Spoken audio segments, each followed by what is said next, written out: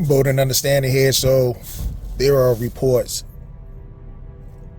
when it comes to David Morrell and David Benavidez possibly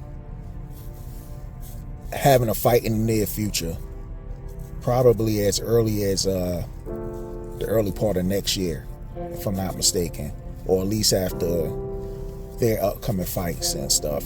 And I guess both of these guys had an agreement. Now, as a fan, I really don't mind this fight at all, because from a talent perspective, I think this makes a great fight. You know, David Morrell is really talented, and we know what David Benavidez is. He's a kung fu fighter. He throws combinations and bunches and stuff, especially once he feels like though you're trapped at his range, and he got you on those combinations and stuff. But David Morrell, he's a standout talent wise. He's also he has a good background as far as amateurs and stuff concerned. But this is the funny thing about this whole situation. A lot of these Canelo bodyguards that be on social media, the ones who like to jump on the front line for their hero, was also pushing for David Benavidez to fight David Morrell, are the same people who try to criticize Crawford when he fought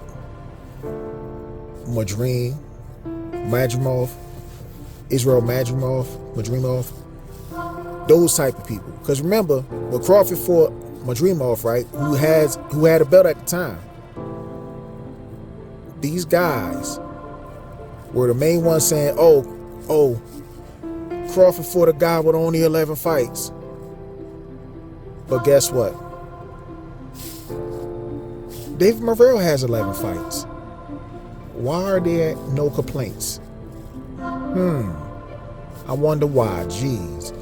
But anyway, nobody says anything about the 11 fight fucking David Morrell when it comes to David Benavidez, because again, they put up roadblocks for their favorite fighter.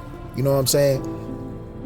David Morrell isn't nowhere near as accomplished as Israel Madrimov from accomplishments, and I'm talking about both amateurs and pros, because David Morrell, he had a Reggie belt, but he didn't have a full-fledged title.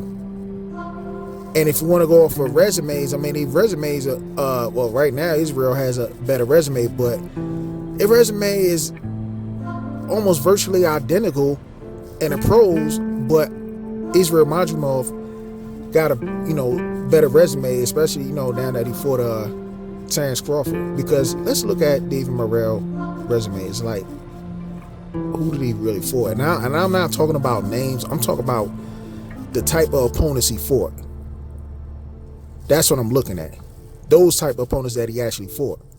He doesn't really have it like that.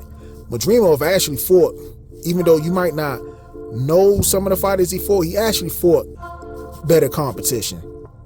But that's the one who gets criticized the most. Whereas though David Morrell is celebrated. And I don't understand it. And this is what's wrong with a lot of these fans today. When it comes to, they're using these dumbass logic.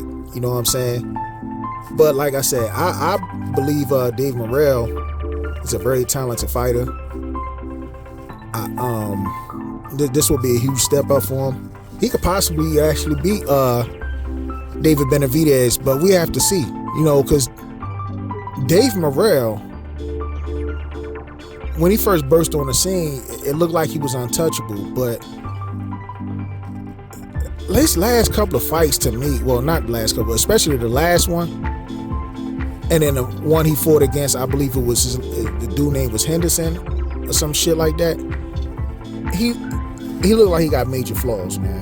I mean, he's trying to do that Mike Tyson shit. Ain't nobody gonna be going for that shit, man. Not an actual boxer. Now, I don't think he'll do that shit on, or try to do that shit on David Benavidez, because he's gonna actually get caught. doing some shit like that. But then again, it could possibly work because David Benavidez is not really what you call some type of like a boxing style. He's more of a come forward fighter. But to be honest with you, David Benavidez defense has gotten a lot better, and he can move. He can start to move his feet now, as you can see in his fights. Now he actually moves his feet a lot better. But he's the type of person where as though he will absorb a lot of punches, and get in on you and put and apply pressure on you. And if that's something David Morrell can't handle, then David Morrell could be in real trouble.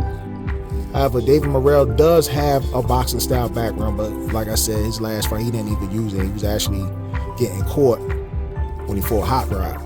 You know what I'm saying? So again, like I said, I think both of these guys are pretty talented. I mean, I know David Benavidez is a way more proven fighter than Morrell as far as accomplishments are concerned, but the styles itself and the talent wise will make this fight a lot better what it really is and stuff. And this look like it's going to be a good fight, and I'm going to enjoy it, you know, once it happens. This fight, you know, is the type of fight it could be its own main event. I'm not sure if that's what they looking forward to when it comes to that, but hopefully that is the case. Both of these guys were actually at 168 pounds. Both of these guys were Canelo's mandatory. Canelo didn't want to fight any of them. We already know the fact that Canelo blatantly ducked David Benavidez or all these, you know, steps that you had to take just to fight fucking Canelo. But what a lot of people didn't realize is that Canelo also avoided David Morrell, and once David Morrell actually moved up, that's how Edgar Berlanga actually got in there, because they weren't going to give that fight to Morrell regardless. But anyway, rate, comment, subscribe, vote, and understand that. I'm out. Peace.